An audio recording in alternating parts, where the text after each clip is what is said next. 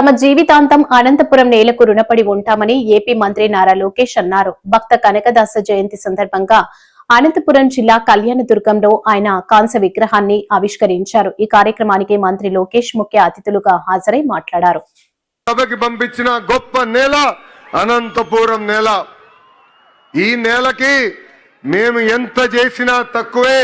మా జీవితాంతం మీకు రుణపడి ఉంటామని ఈ సభాముఖంగా మీ లోకేష్ మీకు హామీ ఇస్తున్నారు. అనంతపురం అంటేనే తెలుగుదేశం పార్టీ, తెలుగుదేశం పార్టీ అంటేనే అనంతపురం. మా కురుబ సోదరులు నాడు నేడు ఎప్పుడూ తెలుగుదేశం పార్టీకి అండగా నిలబడ్డారు. అన్న ఎన్టీఆర్ దగ్గర నుంచి బాబు గారి వరకు కురుబ సోదరులంటే గుండెల్లో పెట్టుకుని కాపాడుకుంటారు. అందుకే మీరు చూస్తే కురుబ సోదరులకి కార్పొరేషన్ ఏర్పాటు చేశాం. 300 కోట్ల రూపాయలు మనం నిధులు కేటాయించి అనేక పనులు చేశాం. గతంలో కురుబ సోదరుల కోసం పెద్ద ఎత్తున భవనాలు కూడా మన ప్రభుత్వం కడతాం జరిగింది. ఇంతేకాదు రాజకీయంగా ఆర్థికంగా మా కురుబ సోదరులకి స్వాతంత్రం వచ్చిందంటే దానికి కారణం తెలుగుదేశం పార్టీ.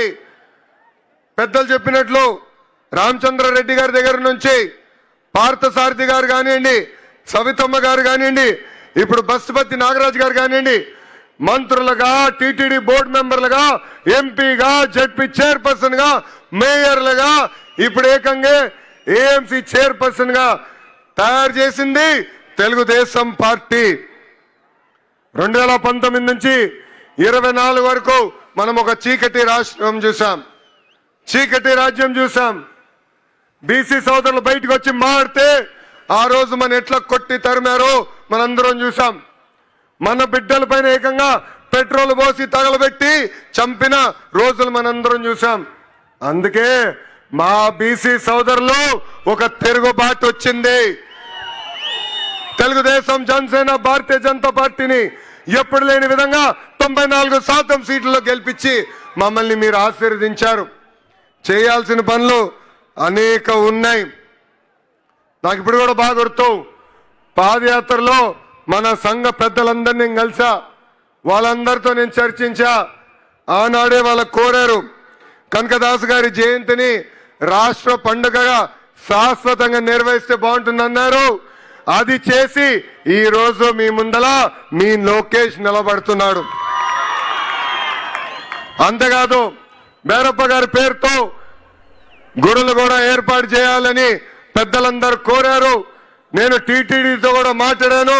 తప్పనిసరిగా గుడులన్నీ అవసరం మేరకు కట్టిస్తామని ఈ సభాముఖంగా హామీ ఇస్తున్నాం. పూజారులకి గౌరవ వేతనం కూడా ఇవ్వాలని పెద్దలందరూ నన్ను అడుగుతాం కూడా జరిగింది. ఆ ఫైల్ కూడా సర్క్యులేషన్ ఉంది. తొందరలో కూడా అది అందజేస్తామని ఈ సభాముఖంగా హామీ ఇస్తున్నాం. మా కురుబ సోదరులతో కోసం గతంలో అనేక కమ్యూనిటీ భవనాలు కట్టాం. చివరి దశలో పనులకు వచ్చి గల ప్రభుత్వాలు మారినాయి. ఆ పనులు పూర్తవలేదు.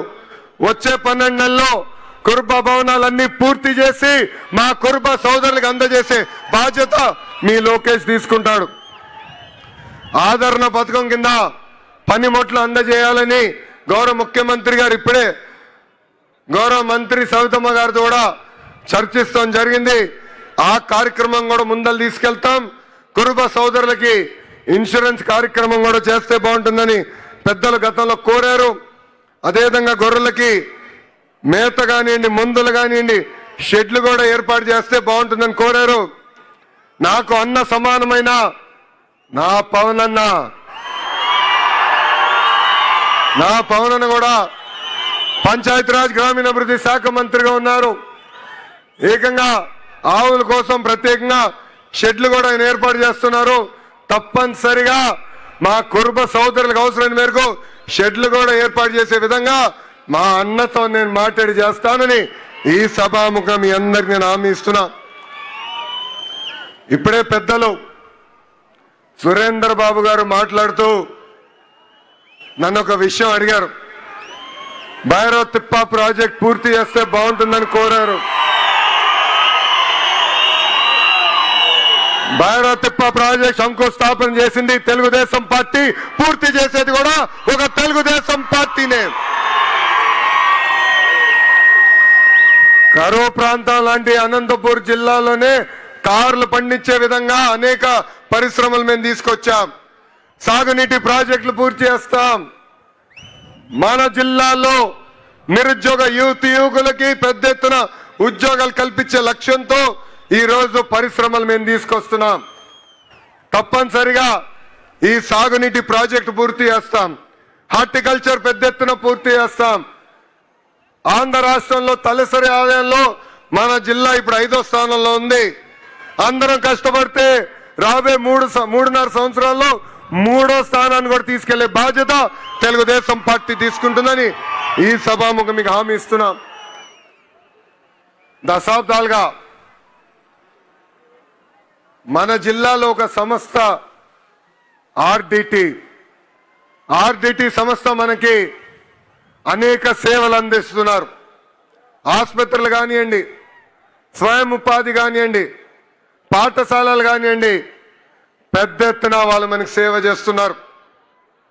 కొన్ని కారణాల వల్ల వాళ్ళకి రావాల్సిన లైసెన్స్ కొంచెం ఆలస్యమైంది.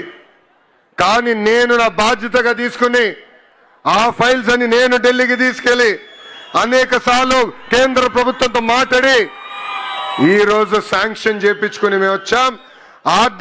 ఆర్డిటిని కాపాడితే కాదు, ముందరికి ప్రోత్సహించే బాధ్యత మేము తీసుకుంటామని ఈ సభాముఖంగా అనంతపూర్ ప్రజలందరికీ నేను హామీ ఇస్తున్నా. ఇక్కడున్న బీసీ సోదరులందరూ కూడా ఒక విషయం ఆలోచించుకోవాలి. మనకి రాజకీయ స్వాతంత్రం వచ్చింది తెలుగుదేశం పార్టీ వాళ్ళనే. అన్న ఎన్టీఆర్ దగ్గర నుంచి బాబు గారు